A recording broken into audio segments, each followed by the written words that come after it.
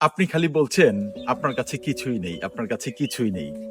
ধরেন আমি যদি আপনাকে বলি যে ৫,০০,০০০ টাকা আপনাকে আমি দিব, আপনার চোখ দুটো আমাকে দিয়ে দেন। আচ্ছা বাদ দিলাম। আমি যদি আপনাকে বলি ৫,০০,০০০ টাকা আপনাকে আমি দিব, আপনার হাত দুটো অথবা পা দুটো আমাকে দিয়ে দেন। আপনি কি দিবেন? আচ্ছা সবই বাদ দিলাম। হাত পা কাটতে হয়।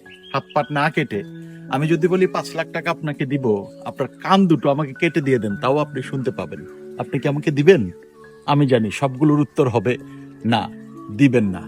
যদি তাই না হয়ে থাকে তাহলে কেন দিন শেষে বলছেন যে আপনার কাছে আসলে কিছুই নেই?